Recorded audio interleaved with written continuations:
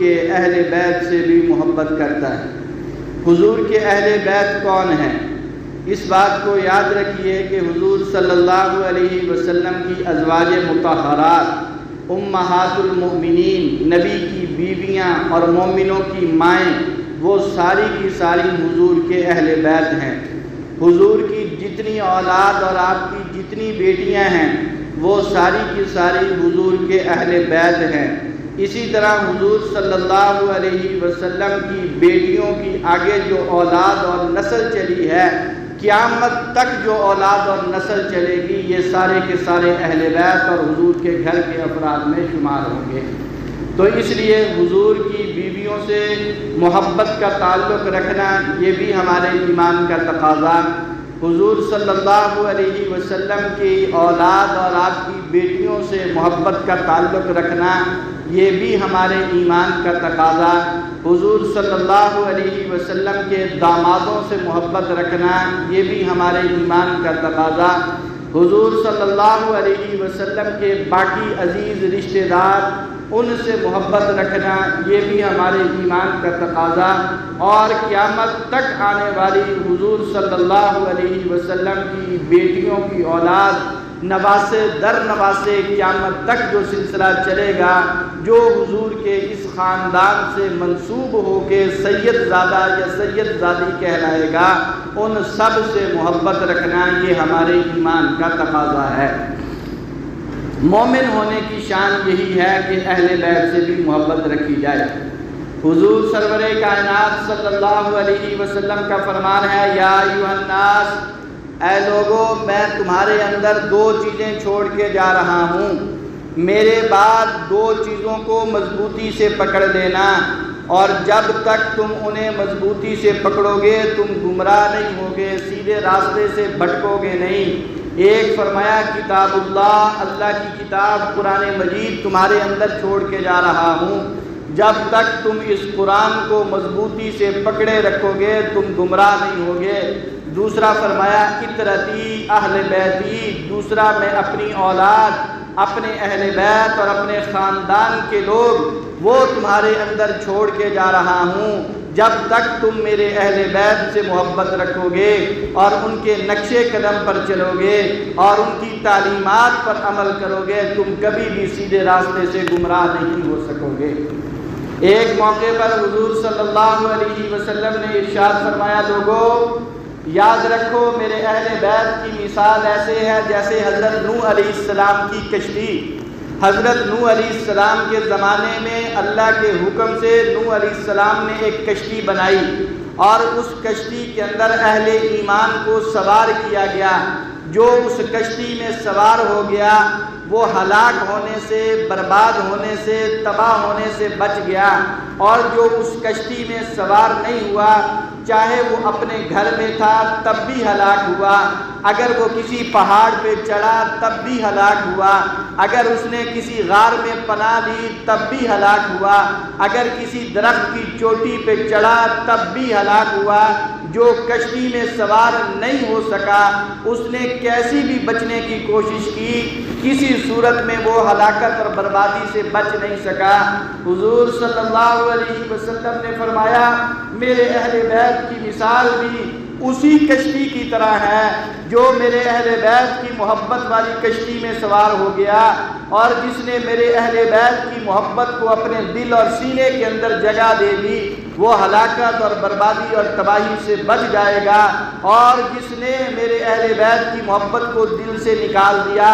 اور اس کی جگہ پر بغض اور کینہ اور عداوت اور دشمنی اور ان کی مخالفت اپنے دل اور اپنے سینے میں پالی، دنیا کی بڑی سے بڑی جگہ پر بھی جا کے وہ پناہ لے لے، وہ اللہ کے عذاب سے بچ نہیں سکے گا۔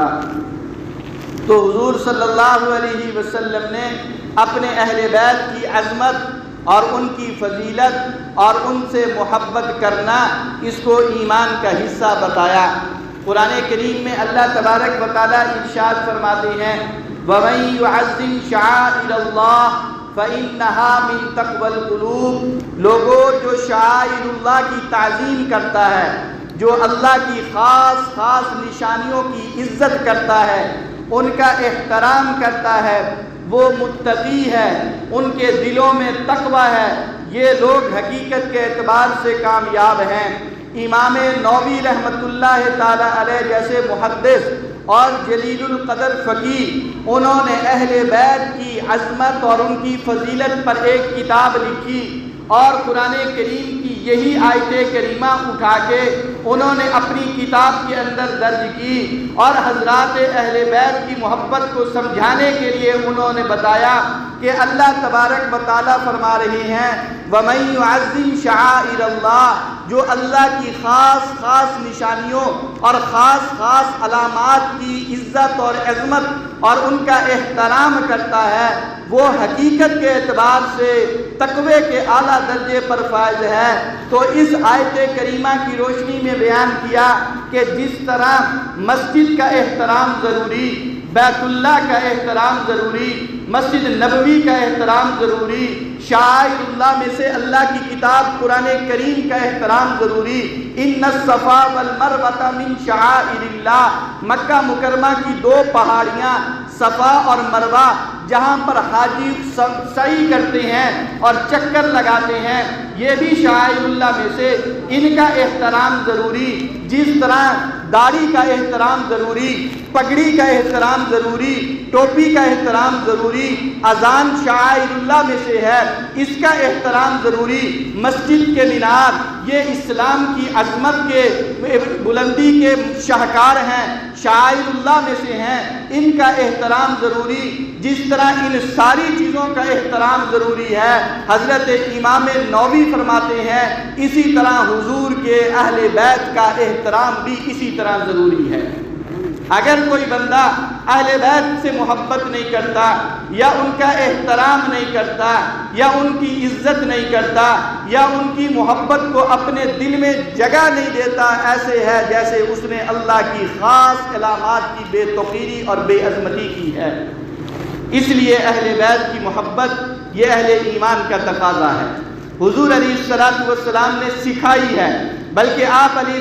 السلام نے فرمایا، حدیث پاک کے اندر آتا ہے، اللہ کے نبی صلی اللہ علیہ وسلم نے بتایا کہ لوگوں، اپنے بچوں کو جو چیزیں تم نے سکھانی ہیں، ان کو جو تم نے تعلیم دینی ہے، فرمایا 3 چیزیں اپنے بچوں کو سکھایا کرو، اپنے بچوں کو اور اپنی اولاد کو ان کی تعلیم دیا کرو، بچپنے سے ہی ان کے دل دماغ کے اندر ان چیزوں کو بٹھایا کرو، اپنے گھروں کے اندر اپنی اولاد میں بیٹھ کے ان 3 چیزوں کا تذکرہ کیا کرو، تاکہ بچپنے سے ہی، شروع سے ہی ان 3 چیزوں کی محبت، ان 3 چیزوں کی عظمت لوگوں کے اور تمہارے بچوں کے دلوں کے اندر بیٹھ جائیں۔ حضور نے فرمایا سب سے پہلے حبی، میری محبت، یہ اپنے بچوں کو سکھایا کرو، ان کے سامنے تذکرہ کیا کرو، میری محبت کے واقعات اپنی اولاد کو بتایا کرو کہ حضور ہمارے لیے کتنے محترم ہیں، کتنے عزیز ہیں،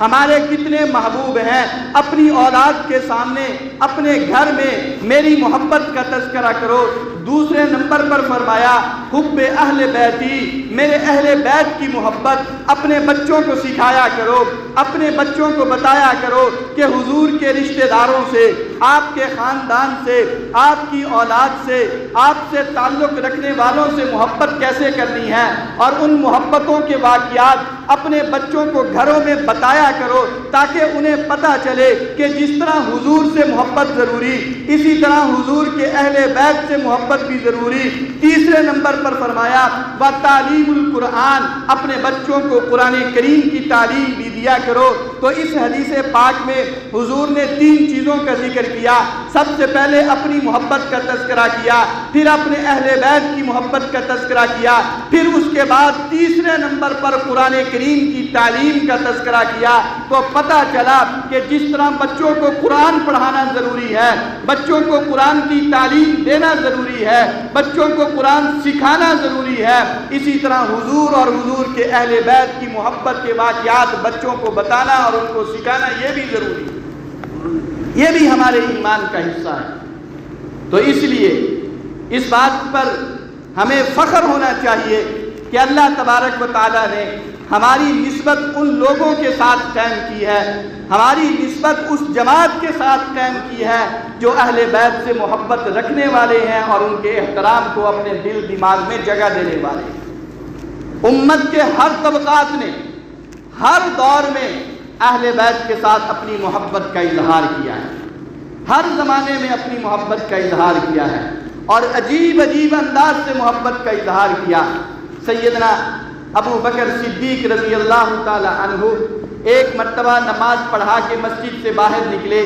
آپ کے ساتھ صحابہ بھی تھے اور حضرت علی رضی اللہ تعالی عنہ بھی تھے۔ جب مسجد سے باہر گئے، آگے دیکھا کہ چھوٹے چھوٹے بچے کھیل رہے ہیں جن میں حضور کے نواسے حضرت حسن رضی اللہ تعالی عنہ بھی تھے۔ حضرت ابو بکر صدیق ان کے قریب گئے، آپ نے جا کے حضرت حسن کو اٹھایا، اپنے سینے سے لگایا، ان کی پیشانی پہ بوسہ دیا اور مسکرا کے علی کی طرف دیکھا۔ حضرت علی کہنے لگے ابو بکر بھول تو نہیں گئے، یہ تمہارا بیٹا نہیں، یہ میرا بیٹا حسن ہے، آج آپ نے میرے بیٹے کو اٹھایا۔ حضرت ابو بکر کہنے لگے نہیں نہیں علی، میں بھولا نہیں ہوں، یہ بیٹا تیرا ضرور ہے لیکن اس کا چہرہ حضور کے مشابہ ہے، اس لیے میں اس سے محبت کا اظہار کر رہا ہوں۔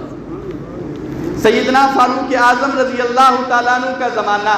کوئی علاقہ فتح ہوا، وہاں سے مال غنیمت آیا، اس کے اندر بہت سارے کپڑے بھی تھے اور چادریں بھی تھیں۔ حضرت فاروق اعظم رضی اللہ عنہ نے وہ چادریں صحابہ میں تقسیم کرنا شروع کی۔ وہ کوئی اعلیٰ درجے کی اور بہترین قسم کی چادریں نہ تھیں، اس لیے فاروق اعظم عام صحابہ میں ان کو تقسیم کرتے رہے۔ دونوں شہزادے حضرت حسن اور حضرت حسین یہ حضرت عمر کے پاس موجود تھے۔ حضرت عمر رضی اللہ عنہ نے ان کی طرف دیکھا اور دیکھ کے تسلی دیتے ہوئے کہا بیٹا یہ چادریں ضرور ہیں لیکن تم بڑے حسین ہو، بڑی عظمت والے ہو، یہ تمہاری شان کے مطابق نہیں ہے، اس لیے تمہیں نہیں دے رہا، باقی لوگوں میں تقسیم کر رہا ہوں۔ حضرت فاروق اعظم نے وہیں بیٹھے بیٹھے اس علاقے کے گورنر کو خط لکھا اور اس میں لکھا کہ تم نے چادریں بھیجی، وہ میں نے صحابہ میں تقسیم کی، لیکن دو شہزادے ایسے ہیں جن کی شان کے مطابق وہ چادریں نہیں تھیں، وہاں سے عمدہ اور اعلیٰ قسم کی بہترین قسم کے کپڑے اور چادریں خرید کے مدینہ منورہ روانہ کرو، جب تک حسن اور حسین کے جسم پر لباس نہیں آئے گا عمر کا دل ٹھنڈا نہیں ہوگا۔ ہر زمانے میں محبت کا اظہار کیا اور اپنے اپنے طور پر محبت کا اظہار کیا۔ سیدنا ابو بکر صدیق رضی اللہ تعالی عنہ دارالخلافہ میں اپنے گھر کے اندر بیٹھے ہوئے ہیں، دروازے پہ دستک ہوئی، خادم نے پوچھا کون ہے، بتایا گیا کہ جناب عمر آئے ہیں اور وہ اکیلے نہیں آئے، ان کے ساتھ اور بھی صحابہ ہیں، کسی خاص معاملے میں آپ سے مشورہ کرنا چاہتے ہیں۔ حضرت ابو بکر کو اطلاع دی گئی، آپ نے کہا ابھی دروازہ کھولنے کی اجازت نہیں، تھوڑی دیر ٹھہرے رہے، انہوں نے پھر دروازے پہ دستک دی، آپ نے کہا ابھی بھی دروازہ کھولنے کی اجازت نہیں، تیسری مرتبہ انہوں نے پھر دروازے پہ دستک دی کہ ابو بکر کیا بات ہے، ہم خاص مشورہ کرنا چاہتے ہیں، امور سلطنت کی بات کرنا چاہتے ہیں، آپ گھر کا دروازہ بند کر کے بیٹھے ہیں، ہم سے بات نہیں کر رہے۔ تیسری مرتبہ دروازے پہ دستک ہوئی، حضرت ابو بکر کہنے لگے اب دروازہ کھول دو اور ان کو اندر آنے دو،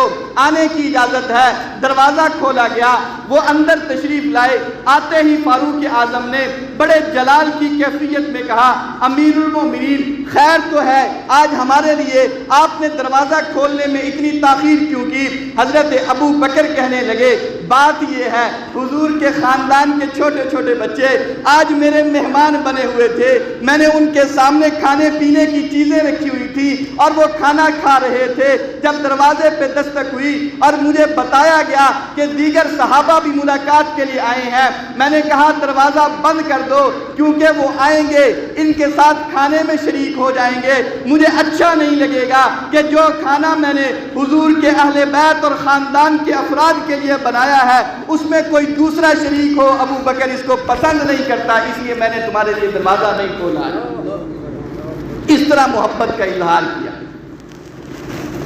اور یاد رکھیے صحابہ نے اہل بیت سے محبت کی اور بدلے میں اہل بیت نے صحابہ سے محبت کی، اور یہ محبت صرف دور صحابہ تک نہیں چلی، آگے زمانہ چلا، تابعین کا، تبع تابعین کا، فقہائے امت کا، اور بالخصوص امت کے تمام طبقات کا ہمیشہ سے یہ اصول رہا ہے کہ اہل بیت سے محبت کرنا یہ ہمیں ساری چیزوں سے زیادہ عزیز ہے۔ اور یاد رکھیے، اہل بیت سے محبت یہ دنیا میں بھی کامیابی کی ضمانت، یہ آخرت میں بھی کامیابی کی ضمانت، اور سب سے بڑی بات یہ ہے کہ اہل بیت سے محبت یہ حضور سے محبت کا تقاضا بھی ہے اور حضور کی محبت کو لینے کا ذریعہ بھی ہے، حضور کی محبت کو لینے کا ذریعہ بھی ہے، آسان ترین ذریعہ۔ اگر کوئی بندہ یہ چاہتا ہے کہ مجھے حضور کی محبت نصیب ہو جائے، اللہ کے نبی کا میں محبوب بن جاؤں، حضور مجھ سے محبت کرنے لگ جائیں، تو اس کا آسان ترین ذریعہ یہ ہے کہ اہل بیت سے محبت کرنا شروع کر دو۔ حضرت ابوبکر صدیق رضی اللہ تعالی عنہ ایک مرتبہ حضرت فاطمہ کی خدمت میں حاضر ہوئے۔ حضور علیہ السلام کا انتقال ہو چکا تھا، آپ امیر المومنین بن چکے تھے، پھر حضرت فاطمہ کی خدمت میں حاضر ہوئے اور آ کے کہنے لگے، اے فاطمہ، مجھے بہت اچھی طرح پتہ ہے کہ اللہ کے محبوب کو جتنے لوگوں سے محبت تھی سب سے زیادہ آپ کے ساتھ محبت تھی، اللہ کے نبی سب سے زیادہ آپ سے پیار کرتے تھے۔ فاطمہ میرے عزیز بھی ہیں، میرے رشتہ دار بھی ہیں، میری اپنی بیٹیاں بھی ہیں، لیکن آج میں تجھے گواہ بنا کے کہہ رہا ہوں، حضور کی نسبت سے مجھے جتنا پیار آپ سے ہے، آپ کے علاوہ کسی سے اتنا پیار نہیں ہے۔ تو اس طرح محبت کا اظہار کیا جاتا ہے۔ روایات کے اندر آتا ہے، ایک سید خاندان تھا، بلخ کے علاقے میں رہتا تھا، نوجوان تھا، شادی ہو گئی، زندگی گزرنے لگی، لیکن کوئی مفلوق الحال تھا، فقر و فاقہ کا شکار تھا سید خاندان سے۔ اللہ کی شان، اللہ نے پھر اولاد دی تو صرف بیٹیاں دی، بیٹا کوئی نہیں ہے جو ذریعہ معاش اس کے لیے اس کا ذریعہ بن سکے، سبب کے طور پر اس کا باپ کا ہاتھ بٹا سکے، بیٹیاں ہی بیٹی، اور بیٹیاں بھی چھوٹی چھوٹی تھی، باپ کا انتقال ہو گیا، نوبت فقر و فاقہ تک پہنچ گئی۔ تو ان بچیوں کی جو ماں تھی وہ بھی سید زادی خاتون تھی، اس نے کہا، اس علاقے میں تو سب جانتے ہیں، کس کس کے دروازے پہ جا کے ہاتھ پھیلاؤں گی اور اپنی عزت کو تار تار کروں گی، اور لوگ مجھے تانے دیں گے کہ خامد فوت ہو گیا اور لوگوں کے گھروں پہ دروازوں پہ جا کے بھیک مانگتی ہے، یہاں تو سب جانتے ہیں۔ ان کے تانوں سے اور باتوں سے بچنے کے لیے اس نے وہ علاقہ چھوڑ دیا، بلخ سے ہجرت کی، سمرقند پہنچی، مسلمانوں کا حکمران، مسلمان گورنر سمرقند پہنچی، وہاں انتہا کی شدید قسم کی سردی پڑ رہی ہے، وہ تحاشا سردی، رات کے وقت یہ وہاں پہنچی، سورج غروب ہو چکا تھا، اندھیرا پھیل چکا تھا، کوئی ٹھکانہ نہیں ہے کہ کہاں جائے۔ اپنی بچیوں کو سمرقند کی ایک مسجد میں بٹھایا اور بٹھا کے کہنے لگی، بیٹیوں تم یہاں پر بیٹھو، میں تمہارے لیے کچھ کھانے کا انتظام کر کے آتی ہوں۔ کھانا تلاش کرنے کے لیے چلی تو اس شہر میں سمرقند میں 2 جگہ پر لوگ اکٹھے تھے، مجلسیں لگی ہوئی تھی۔ ایک اس شہر کا حاکم جو مسلمان تھا،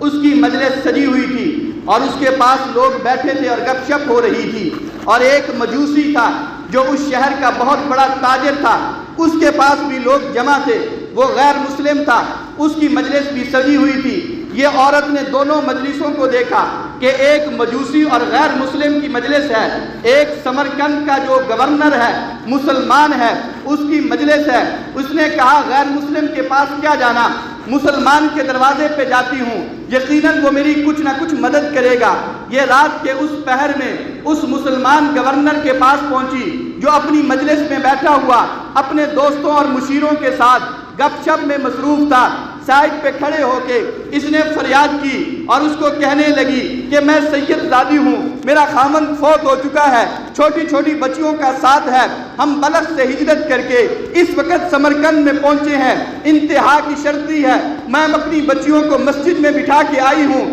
تم مجھے گھر نہ دو، کھانے کے لیے روٹی کے 4 نوالے دے دو تاکہ میرا اور میری بچیوں کا گزارا تو ہو سکے۔ وہ مسلمانوں کا گورنر عجیب ذہن کا مالک تھا، عجیب سی کیفیت میں بیٹھا تھا، بڑی بے نیازی کے ساتھ کہنے لگا کہ اے خاتون، تو نے صرف اور صرف مانگنے کے لیے بہانہ بنایا ہے، اپنے آپ کو سید زادی اور حضور کے خاندان کی ظاہر کر کے لوگوں کی ہمدردیاں اور ان کی محبتیں سمیٹنا چاہتی ہے۔ اگر تو سید زادی ہے تو اس پر گواہ پیش کر کے تو واقعی سید زادی ہے، پھر میں تیری مدد کروں گا۔ اب اس کے پاس تو کچھ کو جاننے والا ہی کوئی نہیں، وہ خاموشی سے وہاں سے چلی گئی۔ آگے مجوسی کی مجلس لگی ہوئی تھی، وہ اس مجوسی کے پاس جا کے ٹھہری اور جا کے کہنے لگی کہ میں ایک مفلوق الحال عورت ہوں اور مسلمانوں کے پیغمبر کے خاندان سے تعلق رکھتی ہوں۔ آج فقر و فاقہ نے مجھے یہاں تک پہنچا دیا ہے کہ تیرے دروازے پہ ہاتھ پھیلا کے کھڑی ہوں، تو مجھے کچھ مدد کر دے اور مجھے کچھ روٹی کے نوالے عطا کر دے۔ کتابوں کے اندر لکھا ہے وہ مجوسی بڑا رحم دل تھا، رات کے اس پہر میں اس مفلوق الحال عورت کی اس حالت کو دیکھا، وہ برداشت نہ کر سکا۔ اس نے کہا تو رات کو کہاں بیٹیوں کو لے کے در در کے دھکے کھائے گی؟ اپنے کچھ آدمیوں کو ساتھ بھیجا کہ اس عورت کو ساتھ لے جاؤ، اس کی بیٹیاں جہاں بیٹھی ہوئی ہیں ان کو وہاں سے ساتھ لاؤ، میرے گھر کا فلاں کونا خالی کراؤ، ان کے لیے بستر کا انتظام کرو، کھانے پینے کا انتظام کرو، جب تک یہ چاہیں ہمارے گھر میں مہمان بن کے رہیں گی، ہم ان کی خدمت کریں گی۔ وہ مجوسی اس کو لے کے اپنے گھر میں چلا گیا، ان کی خدمت شروع کر دی۔ اللہ کی شان، رات کا ایک حصہ گزرا، سناٹا طاری،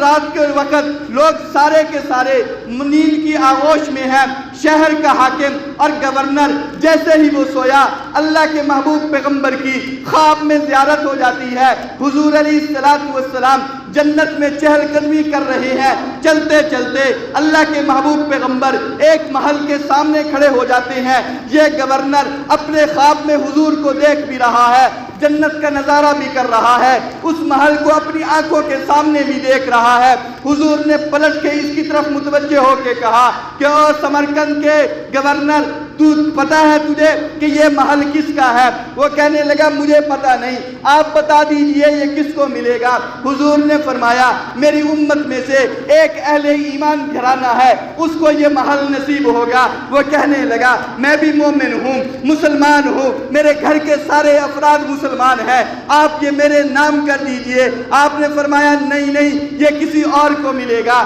وہ کہنے لگا محبوب جس کو ملے گا ذرا مجھے اس کا پتہ بتا دیجئے۔ اللہ کے محبوب پیغمبر نے کہا تمہارے ہی شہر میں ایک مجوسی رہتا ہے، یہ محل میں نے اس کے نام اعلان کر دیا ہے، اللہ اس کو یہ شان کیسے مل گئی؟ محبوب پیغمبر نے کہا کہ بات یہ ہے، تیرے پاس سید زادی آئی تھی اور تجھ سے اس نے 4 نوالوں کی بھیک مانگی تھی، تو نے کہا اپنے سید زادی ہونے پہ گواہ پیش کر، پھر تجھے بھیک ملے گی۔ آج تو میری دربار میں کھڑا ہے، پہلے اپنے مومن ہونے پر گواہ پیش کر، پھر تجھے جنت میں ٹھکانہ ملے گا۔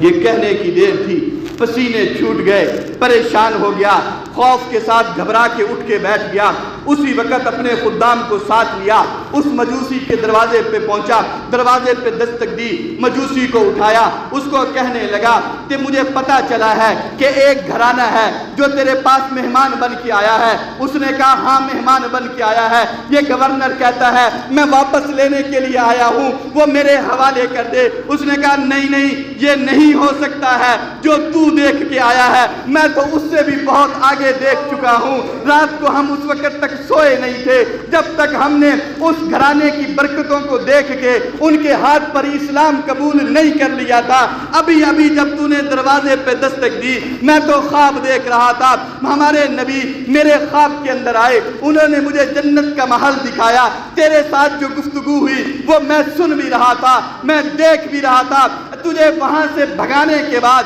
اللہ کے نبی نے مجھے کہا کہ اے مجوسی جو کل تک مجوسی تھا، آج میرے خاندان کی عزت کا پاس رکھ کے مسلمانوں کا ایک فرد بن چکا ہے، میں نے یہ گھر تیرے اور تیرے گھر والوں کے نام اعلان کر دیا ہے۔ اتنی سی خدمت پر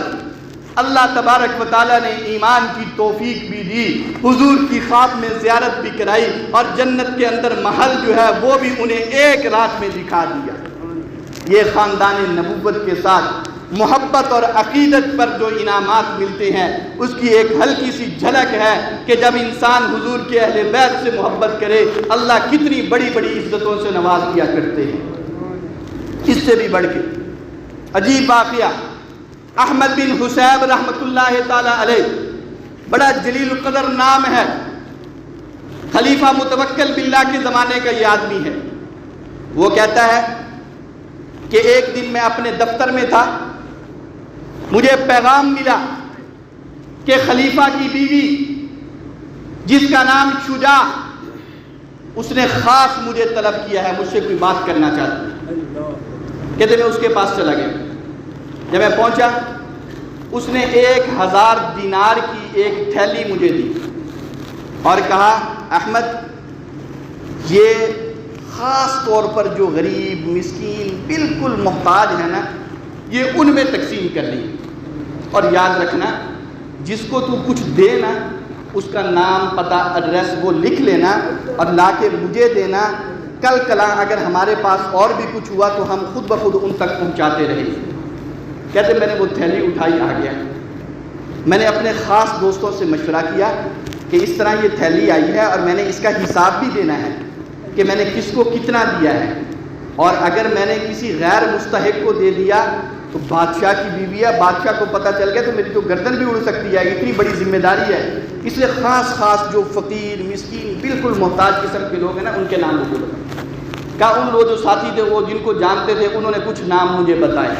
میں نے وہ لکھ لیے اور میں نے ان تک پہنچا دیے۔ شام ہونے سے پہلے 300 دینار میں تقسیم کر چکا تھا اور 700 دینار سونے کے سکے میری تھیلی کے اندر موجود تھے۔ شام ہو گئی، رات ہو گئی، شہر کے دروازے گلیوں کے دروازے بند کر دیے گئے کہ اب باہر سے کوئی نہیں آ سکتا، سب اپنے گھروں میں چلے گئے۔ کہتے شام کے وقت میں اپنے گھر میں بیٹھا ہوا ہوں، تھیلی میرے ہاتھ میں ہے اور میں سوچ رہا ہوں کہ اتنا تلاش کرنے کے بعد میں صرف 300 دینار خرچ کر پایا ہوں، صحیح ضرورت مندوں کے اندر 700 اور کرنے ہیں، کس کس کو دوں گا، کہاں کہاں دوں گا، کس کس کو دوں گا۔ اپنے ذہن میں سوچ رہا تھا، تلاش کر رہا تھا کہ اور کون مستحق ہے جس تک یہ خدمت کی جائے اور یہ چیزیں پہنچائی جائیں۔ کہتے ہیں اللہ کی شان، اتنے میں گلی کے دروازے پر دستک ہوئی اور زور سے کوئی پکار رہا ہے کہ میری مدد کرو۔ میں نے بچے کو بھیجا، جاؤ جا کے دیکھو کون ہے۔ اس نے آ کے بتایا جی ایک سید زادہ ہے، مانگنے کے لیے آیا ہے۔ کہتے وہ رات کے وقت جب آیا تو میں نے کہا اس کا دروازہ کھولو، اس کو میرے پاس لے آؤ۔ وہ میرے پاس آیا، سید خاندان سے تعلق رکھتا تھا، میں اس کو جانتا نہیں تھا کہ کون ہے، کہاں کا رہنے والا ہے، کس علاقے سے آیا ہے، کیا جان پہچان ہے، کیا تعارف ہے، کتنا کو محتاج ہے بھی صحیح یا نہیں، میں نہیں جانتا تھا۔ اور چونکہ میں نے تو اس کا پورا حساب دینا تھا،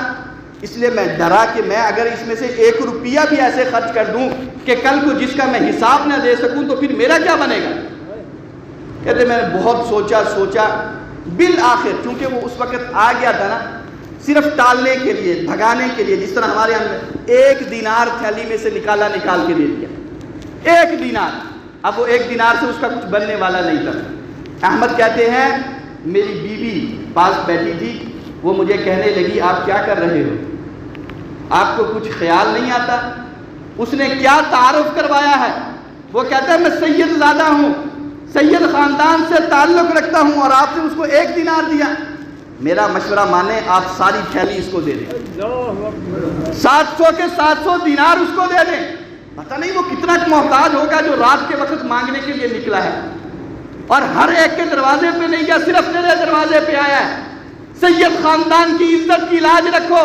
اس کو در در کے دھکے نہ دلواؤ، جو ہے سب اٹھا کے اسے دے دو۔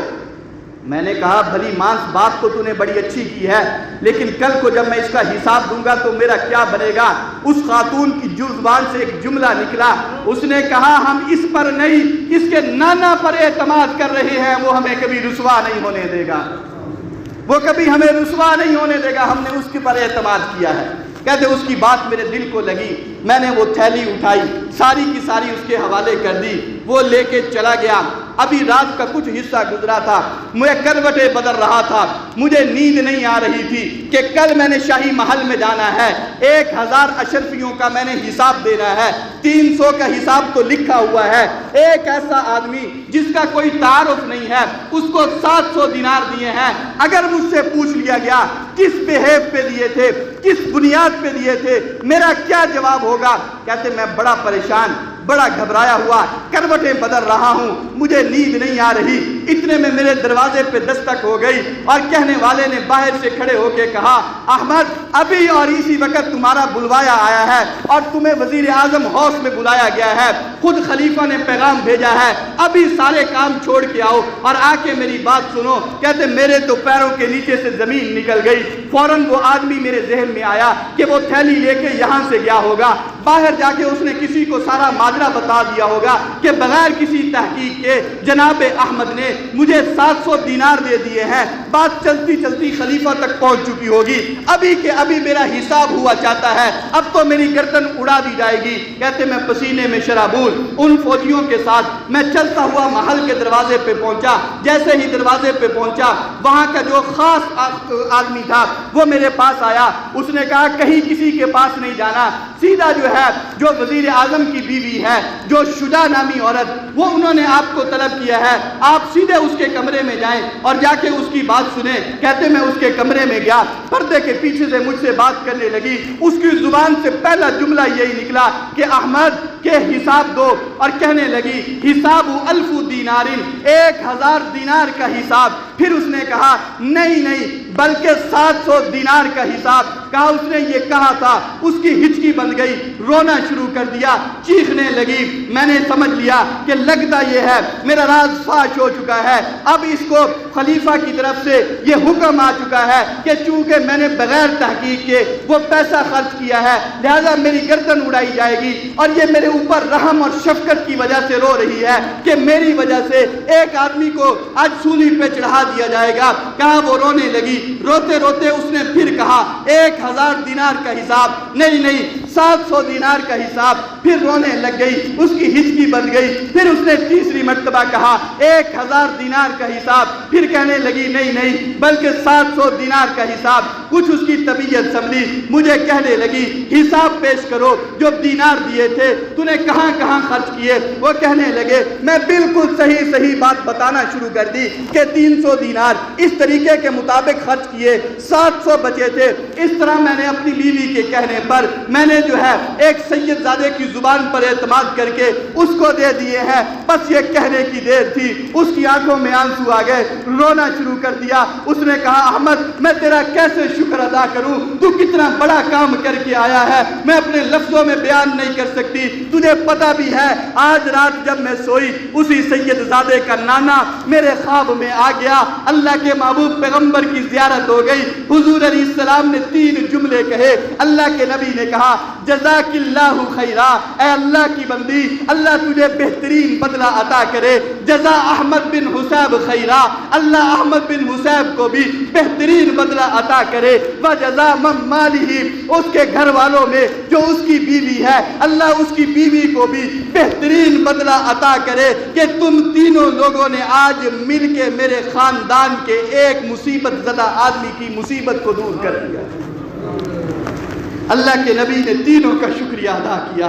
حضور علیہ السلام کی محبتیں مل رہی ہیں، اللہ کے محبوب پیغمبر کی زبان سے جملے نکل رہے ہیں، جزاک اللہ خیرا، اللہ بہترین بدلہ عطا کرے۔ ایک ہی رات کے اندر نعمتوں کے دروازے کھل گئے۔ وہ عورت مسلسل روتی بھی جا رہی ہے، ساتھ ساتھ یہ بیان بھی کرتی جا رہی ہے۔ پھر اس کے بعد کہنے لگی احمد تم نے بہت اچھا کام کیا ہے، اچھا ایسے کرو، یہ کپڑے ہیں، یہ زیورات ہے، یہ کچھ مال ہے، یہ سارا کا سارا اکٹھا کرو، اس کو اٹھاؤ اور جاتے ہوئے اس سید زادے کے گھر میں جانا اور اس کو ہماری طرف سے اور دے کے چلے جانا، اور ساتھ اس کو بتا دینا کہ جب بھی ضرورت ہوگی کسی سے مانگنے کے لیے نہ جائے، جائے چپکے سے ہمارے پاس پیغام بھیج دے، ہم اس کی ضرورت کو اسی طرح پورا کرتے رہیں گے۔ اور پھر کہنے لگی یہ ایک گٹھڑی ہے جس میں کچھ زیورات اور شاہی کپڑے ہیں، یہ اٹھا لے، یہ جا کے اپنی بیوی کو دے دینا کہ اس اللہ کی بندی کے متوجہ کرنے کی وجہ سے ہی تو یہ سارا عمل ہوا ہے۔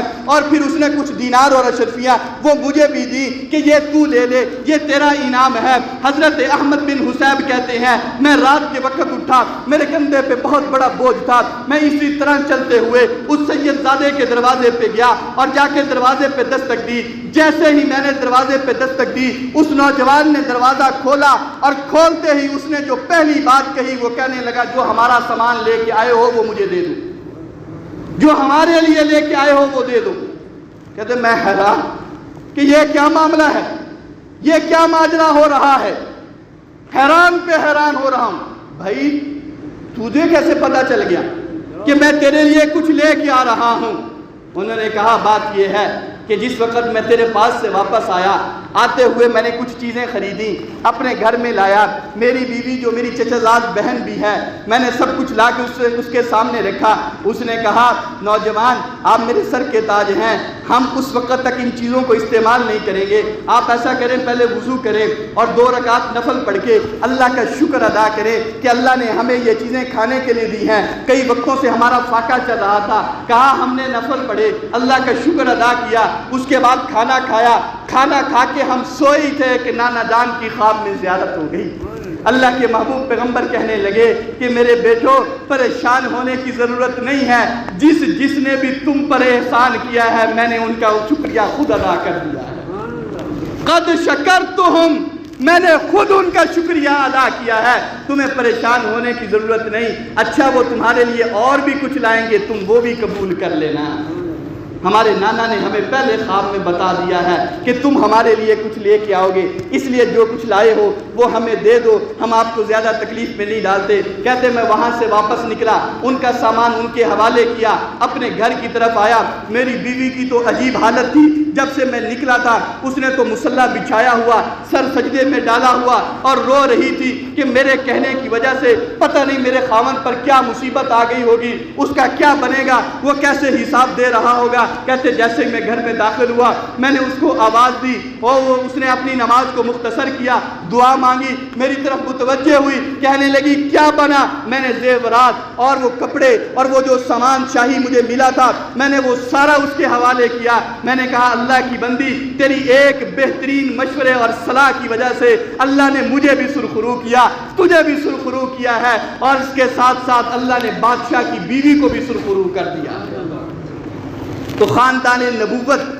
سید خاندان وہ قیامت تک چلے گا اور قیامت تک باقی رہے گا۔ اصلی سید خاندان کبھی ختم نہیں ہو سکے گا۔ زمانے نے مٹانے کی کوشش کی لیکن مٹ نہیں سکے گا۔ جیسے قرآن قیامت تک چلے گا، سید خاندان یہ بھی قیامت تک چلے گا۔ اس لیے اہل ایمان سے یہ تقاضا ہے، ان کی محبت اور عقیدت جو حضور علیہ السلام کے ساتھ ہے، اس کی ساتھ ایک تقاضا یہ بھی ہے کہ حضور کے خاندان اور اپنے آپ کے اہل بیت کے ساتھ بھی محبت کی جائے۔ یہ حضور کی محبت کا تقاضا ہے۔ اور یاد رکھیے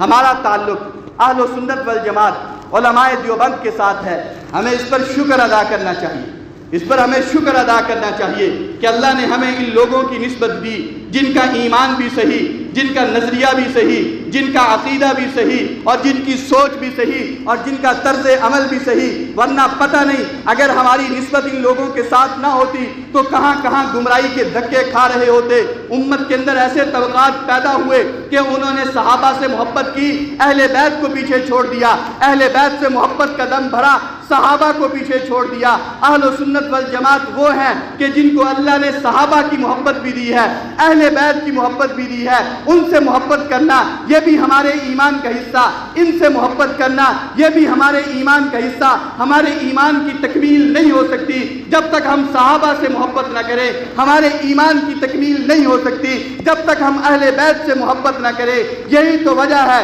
امت نے ہمیشہ صحابہ سے بھی محبت کی ہے، اہل بیت سے بھی محبت کی ہے، اور ہم وہ ہیں جو صحابہ سے بھی محبت کرتے ہیں، اہل بیت سے بھی محبت کرتے ہیں۔ ہماری صحابہ سے محبت کی سب سے بڑی دلیل اور علامت اور نشانی یہ ہے کہ جب آدمی کسی سے محبت کرتا ہے، اپنی اولاد کے، اپنے بچوں کے نام رکھنے ہوں، اپنے محبوبوں کے نام پہ رکھے جاتے ہیں، دشمنوں کے نام پہ کوئی شخص بھی اپنے بچوں کے نام نہیں رکھتا۔ کتنے لوگ ایسے ہیں، اولادیں پیدا ہوتی ہیں، کبھی کسی نے ابو جہل کے نام پہ اپنی اولاد کا نام نہیں رکھا، ابو لہب کے نام پہ اپنے بچوں کا نام نہیں رکھا، عتبہ شیبہ امیہ بن خلف کے نام پہ اپنے بچوں کا نام نہیں رکھا۔ کیوں؟ یہ اسلام کے دشمن ہے۔ ہمیں صحابہ سے محبت، اس لیے ہمارے بچوں میں ابو بکر بھی ملے گا، ہمارے بچوں میں عمر نام بھی ملے گا، ہمارے بچوں میں عثمان بھی ملے گا، طلحہ بھی ملے گا، سعد بھی ملے گا، سعید بھی ملے گا، زبیر بھی ملے گا، ابو ہریرہ بھی ملے گا۔ یہ صحابہ کے سارے نام سنیوں کے بچوں میں ملیں گے۔ ہمیں اہل بیت سے محبت ہے، اس لیے سنیوں کے گھروں میں تمہیں علی نام بھی ملے گا، تمہیں حسن نام بھی ملے گا، تمہیں حسین نام بھی ملے گا، تمہیں جعفر نام بھی ملے گا۔ یہ علامت ہے اس بات کی کہ صحابہ سے محبت یہ بھی ہمارے ایمان کا حصہ، اور اہل بیت سے محبت یہ بھی ہمارے ایمان کا حصہ۔ ہماری بچیوں میں اگر تمہیں خدیجہ نام ملے گا، عائشہ نام ملے گا، حفصہ نام ملے گا، زینب نام ملے گا، تو پھر ہماری بچیوں میں، سنیوں کی بچیوں میں رقیہ نام بھی ملے گا، زینب نام بھی ملے گا، ام کلثوم نام بھی ملے گا، فاطمہ نام بھی ملے گا۔ اولاد فاطمہ میں چلنے والے سارے نام وہ سارے کے سارے سنیوں کے گھرانوں میں تمہیں ملیں گے۔ یہ علامت ہے کہ جیسے صحابہ سے محبت ویسے اہل بیت سے بھی محبت۔ اور یاد رکھیے، جب کسی سے محبت ہوتی ہے، محبت دلیل مانگا کرتی ہے، صرف زبانی خرچ نہیں ہوا کرتا، دعوے جو ہیں وہ کام نہیں آتے، محبت کی دلیل بھی ہونی چاہیے۔ ہاں ہم شوق سے کہتے ہیں، ذوق سے کہتے ہیں، بڑے ناز سے کہتے ہیں اللہ نے ہمیں اہل بیت کی محبت دی، اور ہمارے پاس اس کی دلیل بھی ہے۔ کیا دلیل ہے؟ ایک یہ ہے کہ قرآن سے دلیل پیش کروں، حدیث سے دلیل پیش کروں۔ لوگ کہہ دیں گے ترجمہ غلط کیا ہے، حدیث ضعیف پیش کی ہے، میں اپنے عمل سے دلیل پیش کروں، اہل سنت کے عمل سے دلیل پیش کروں کہ ہمیں اہل بیت سے محبت کتنی ہے۔ آپ نماز پڑھتے ہیں، سارے سنی نماز پڑھتے ہیں، اور دن میں 5 مرتبہ نماز پڑھتے ہیں، فجر کی نماز، ظہر کی نماز، عصر مغرب عشاء کی نماز، سنتیں اور نوافل اور وتر اور اوابین اور چاش کی نمازیں پڑھتے ہیں۔ آپ جانتے ہیں نماز کیا ہے؟ نماز میں قرات بھی ہے، نماز میں قیام بھی ہے، نماز میں رکوع بھی ہے، نماز میں سجدے بھی ہیں، نماز میں التحیات بھی ہے۔ ایک آدمی نماز پڑھ رہا ہے، اس نے قیام کیا، قرات کر لی، رکوع کر لیے، سجدے کر لیے، نماز مکمل ہوگی؟ نہیں، آرڈر آئے گا کہ ابھی نماز مکمل نہیں ہوئی، التحیات میں بیٹھ گیا، التحیات للہ والصلوات والطیبات، اس نے یہ بھی پڑھ لیا کہ اللہ میرا سب کچھ تیرے لیے ہے، یا اللہ میری نماز مکمل ہو گئی؟ نہیں، ابھی تیری نماز مکمل نہیں ہوئی، اس سے بھی آگے چل، اپنی محبت کو پیش کر۔ اس نے محبت کو پیش کیا، السلام علیکہ ایھا النبی ورحمۃ اللہ وبرکاتہ، اپنے نبی سے محبت کا اظہار کیا، اس پر سلام پیش کیا۔ اللہ میری نماز مکمل ہوگی؟ نہیں، ابھی مکمل نہیں ہوئی ہے، ابھی اس سے بھی آگے چل۔ یہ آگے بڑھا، اس نے کہا اشہد ان لا الہ الا اللہ واشہد ان محمدن عبدہ ورسولہ، شہادتین کی گواہی بھی دے دی، اس کا اقرار بھی کر لیا۔ اللہ میری نماز مکمل ہو گئی؟ نہیں، ابھی بھی نماز مکمل نہیں ہوئی، اس سے بھی آگے چل، اللہ اور بھی کچھ دیکھنا چاہتے ہیں، اس کے دل میں کیا ہے۔ جب اس نے پڑھا اللہم صلی علی محمد وعلی آل محمد، اوپر سے حکم آ جاتا ہے تیری نماز مکمل ہو چکی۔ تو نے آل محمد کہہ کے حضور کے اہل بیت سے جب اپنی محبت کا اظہار کر دیا ہے، ہم نے تیری نماز کو بھی مکمل کر دیا۔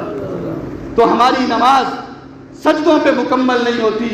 التحیات پہ مکمل نہیں ہوتی، حضور پر سلام پیش کرنے سے مکمل نہیں ہوتی، شہادتین کا کلمہ پڑھنے سے مکمل نہیں ہوتی۔ ہماری نماز اگر مکمل ہوتی ہے تو اہل بیت پر صلاۃ و سلام پیش کرنے سے مکمل ہوتی ہے۔ یہ ہماری محبت ہے، عقیدت کا تعلق ہے۔ تو جس ذات پر، جن شخصیات پر، جس خاندان پر، حضور کے جن رشتہ داروں پر ہم ہر نماز میں ہر وقت صلاۃ و سلام پیش کرے، علی آل محمد، علی آل محمد کہہ کے درودوں کے اور سلاموں کے نذرانے پیش کرے، اور کوئی چوڑا اٹھ کے کہے کہ تمہیں اہل بیت سے محبت نہیں ہے، ہم اس کی اس غلاظت کو اس کے منہ پہ مار دیں گے، ہمیں اہل بیت کی محبت مبارک۔ تو یاد رکھیے، جس طرح حضور سے اور حضور کے صحابہ سے محبت کرنا یہ اہل و سنت کی نشانی ہے، اسی طرح اہل بیت سے محبت کرنا یہ بھی اہل و سنت کی نشانی ہے۔ اللہ تبارک و تعالی ہمیں سچی پکی محبت نصیب فرما دے، عمل کی توفیق عطا فرما دے۔ آخری بات عرض کر رہا ہوں، 10 محرم قریب آ رہا۔ محرم کے مہینے میں بہت ساری خرافات ہمارے ہاں ہوتی ہیں، میں تفصیل میں نہیں جانا چاہتا، صرف 2 چیزیں محرم کے حوالے سے 9-10 تاریخ کے حوالے سے صرف 2 چیزیں جو صحیح احادیث سے ثابت ہے، سنت ہے، شریعت کا طریقہ ہے، صرف 2 چیزیں ہیں، اس کے علاوہ کسی چیز کا کوئی ثبوت نہیں۔ 2 چیزیں، ایک روزہ 10 محرم کا، اللہ کے نبی نے رکھا روزہ، صحابہ کو حکم دیا کہ اگر رکھ سکتے ہو نفلی روزہ ہے رکھا کرو، بڑی فضیلت ہے، ایک دن کا روزہ 1 سال کے روزوں کے برابر ثواب رکھتا ہے،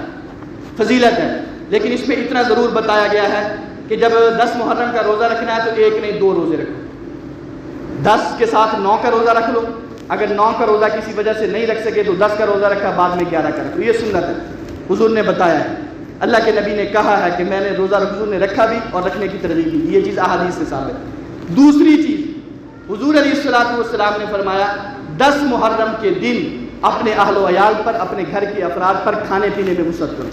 اچھا کھلاؤ، بہترین کھلاؤ، جو عام طور پر کھاتے ہیں اس سے ہٹ کے تھوڑا سا اچھا گھر کے اندر بنا کے اپنے بچوں کو، اپنے گھر والوں کو کھلاؤ۔ فرمایا جو بندہ 10 محرم کے دن اپنے گھر والوں پر کھانے پینے کی چیزوں میں وسعت کرے گا، اللہ تعالیٰ سارا سال اس کے رزق میں وسعت پیدا کرے گا، 1 دن کی وسعت سارے سال کی وسعت کو لے کے آئے گی، یہ صحیح حدیث سے ثابت ہے۔ اور حضرت سفیان رحمۃ اللہ تعالیٰ علیہ جو جلیل قدر محدث ہیں، وہ اس روایت کو نقل کرنے والے ہیں، وہ کہتے ہیں کہ ہم نے اس حدیث کی روشنی میں تجربہ کیا اور ہم نے اس کو ایسا ہی پایا، ہم نے 10 محرم کے دن اپنے اہل و عیال پر، بچوں پر، گھر کے افراد پر کھانے پینے میں وسعت کی، اللہ نے ہمارے سارے سال کے کھانے میں وسعت پیدا کری۔ یہ 2 چیزیں ہیں جو صحیح احادیث سے ثابت ہیں، جو سنت ہے، شریعت کا حکم ہے، کر سکتے ہیں کر لیں، ان پر عمل۔ اس کے علاوہ 10 محرم کے حوالے سے، 9 محرم کے حوالے سے یا پورے محرم کے مہینے کے حوالے سے جو خرافات، جو بدعات، جو رسومات ہمارے ہاں ہوتی ہیں، وہ ساری خرافات ہیں، اختراع ہیں، گھڑی ہوئی ہیں، من گھڑت ہیں، ان کا اسلام سے، دین سے، شریعت سے، حضور علیہ السلام کی سنت سے کوئی تعلق نہیں ہے، ان سے اپنے آپ کو بچانا چاہیے۔ اللہ تبارک و تعالی ہم سب کو عمل کرنے کی توفیق عطا فرما دے۔ وآخر دعوانا ان الحمد للہ رب العالمین۔